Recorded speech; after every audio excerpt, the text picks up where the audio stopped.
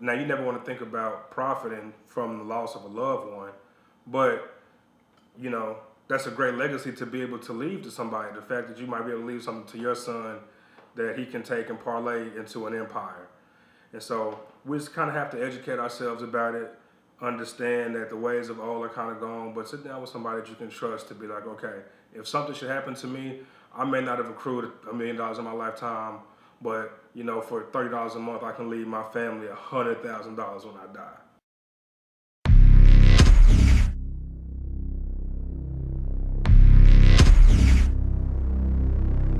And so Al, uh, when I get on Facebook sometimes and I just check on, check my TL to see what's going on and everything.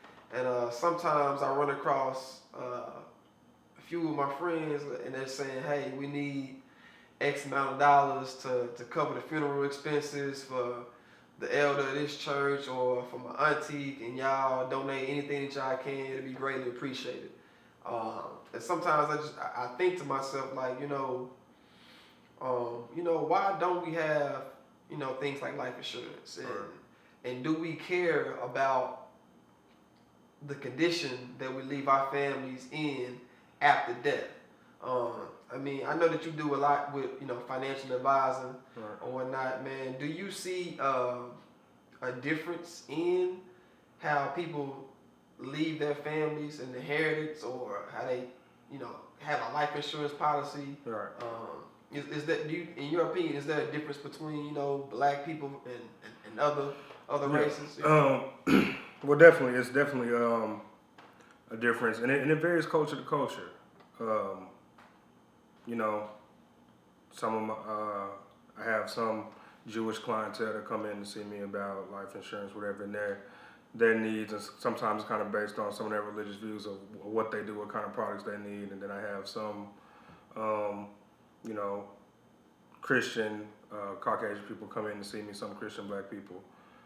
So just kind of vary by culture. It kind of depends on what they want and what they want to do, but largely,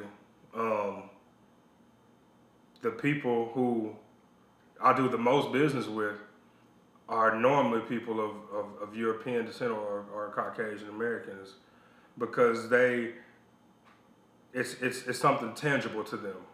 You know, some of the Forbes list, some of their major tycoons in business started some of their empires with life insurance money, and because they come from a heritage tradition of people who have seen things left to them, and they've taken these monies and used them to create wealth.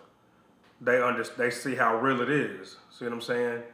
And unfortunately, when it comes to our culture, a lot of times we haven't really seen that. Unfortunately, there was a time, back in the 1900s, between when the insurance game was kind of first getting going, 1900s, black people were kind of first getting into it. Up until the 60s, there were some corrupt insurance agents that would come through, come to the house once a month and take the money and not necessarily turn it in or do what they were supposed to be doing with as far as getting it back to pay for the policy.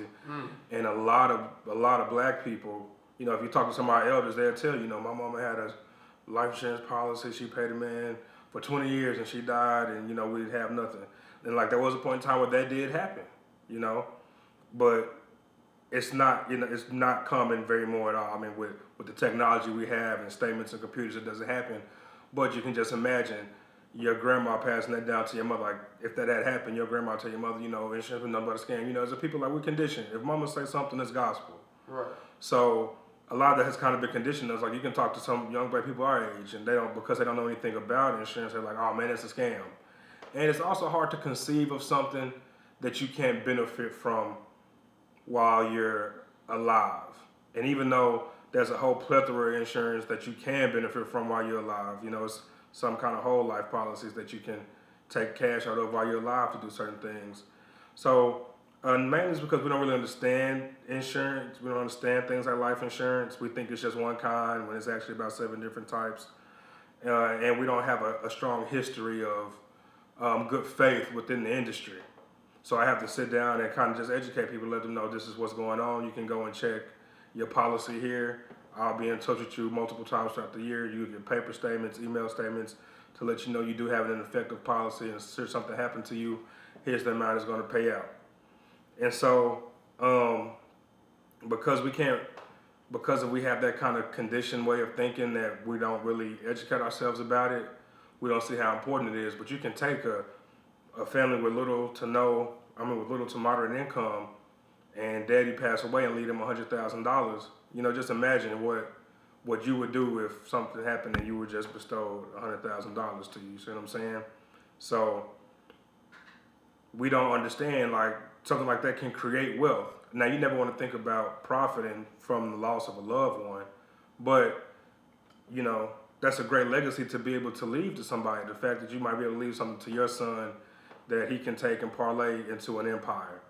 And so we just kind of have to educate ourselves about it, understand that the ways of old are kind of gone, but sit down with somebody that you can trust to be like, okay, if something should happen to me, I may not have accrued $1 million in my lifetime, but for $30 a month, I can leave my family $100,000 when I die, which is going to be substantial to at least get somebody started or help the family pay off mortgages or anything like that, and to keep from having to sweat. It goes along with wealth preservation. When